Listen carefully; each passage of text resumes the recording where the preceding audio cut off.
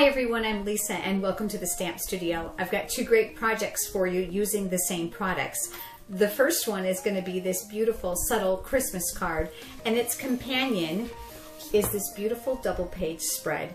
Come on over to the stamp table and I'll show you how to make that. I'm going to start with the card. Really pretty, isn't it? I love the soft color tones. We're going to begin with a piece of Whisper white cardstock. This measures 8.5 by 5.5, and we're going to fold this in half. I love to use my bone folder because I like a nice crisp edge. We're also going to need 2 pieces of designer series paper. This is from the All Is Calm series. This piece is 2 3/4 by 4, and this small piece is 3/4 of an inch by 3. This is a great project for you to use your scraps on. Now, these are going to go here like we have in my original card, so we'll attach those in just a few minutes. Let's get the rest of our pieces punched and ready to go.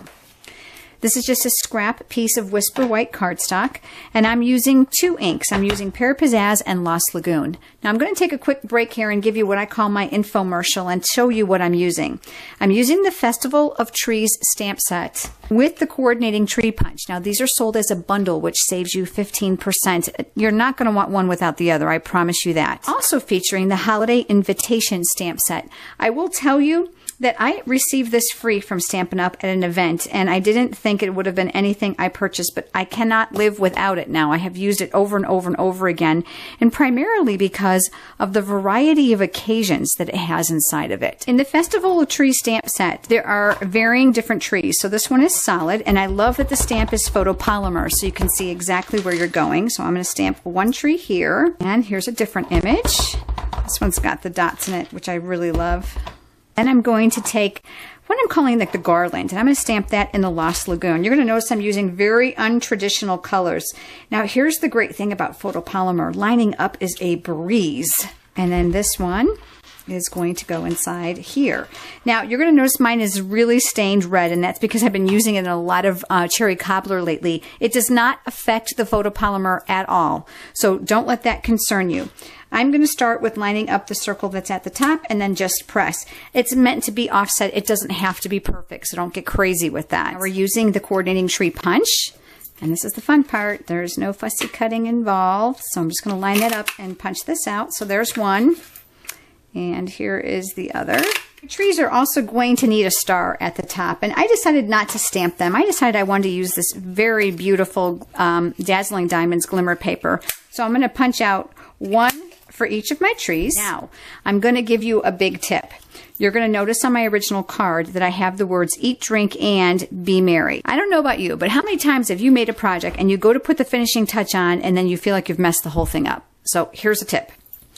Place these items where you're going to want them without adhering them, and then stamp. Because if you mess up, you easily can pick this up, throw this away, and get yourself another piece of paper. Let's remember, this is just paper. We're not going to be freaking out about small little details that go wrong. We're just going to get another piece. I'm going to do my words in the Lost Lagoon. This is the eat, drink, and so I'm just going to settle it over here. And with photopolymer, you can see exactly where it's going to go. And I'm going to use the be merry and the Pear Pizzazz. And I'm going to put that near the bottom. So now we're going to assemble. I'm going to slide this over here, and I take my snail adhesive and put a little bit on the back, and I'm going to mount these here, and here comes that little strip, and I'm going to mount that here. Okay, and then my trees, I'm going to flip these over, as well as my stars. Now if you've watched my videos for any length of time, you know that I always keep a package of dimensionals that I've cut in half to use on smaller images, because look how perfectly that fits near the top here. And I'm going to do that on both of my trees. I'm going to take my scissors and I'm going to cut one of these halves in half, because that's going to fit beautifully on the back of my stars. I'm ready to put my card together. Now, I don't know if you noticed this or not, but I'm quite a perfectionist. Do you see this right here? It's a little schmutz. It means I pushed too hard when I inked it. Now, if that bothers you, like it's going to bother me, guess what I'm going to do? And I'm going to change the position of these.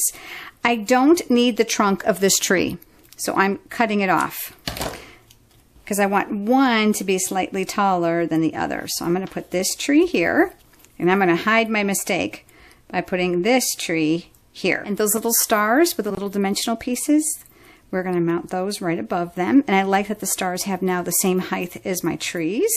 Almost done. It needs a little pop, a little sparkle. I'm using these beautiful frosted sequins. They are so abundant, full of snowflakes and several different size silver sequins. And the two-way glue pen, I find that this works the best. So all you're going to do is you're going to press a little spot on where you're going to want it. Let me also give you another tip, that if you have a little area that you need to hide because it didn't quite come out the way you wanted it, I say if you can't hide it, decorate it. So put a sequin there. I find that odd numbers work really, really well when you're working on a project. And when I do my 3 formation, which is what I've called this, I try to keep them relatively close so that I have like a focal point. I felt like the stars on my tree were enough oomph on its own, so I wanted to bring a little bit over to the side of the card. So there you have the card. It's really very simple. Now on my original one, of course, this is an invitation for a holiday party. I've stamped the rest of the holiday invitation stamp set, which comes inside the stamp set, so that I can complete my card. And as I do with all my cards, I always put a little something on the envelope. And I'm going to tell you, I find the lower left corner to be the very best place, because remember, you're going to address it and put a stamp and a return address, and the post office puts a nasty barcode.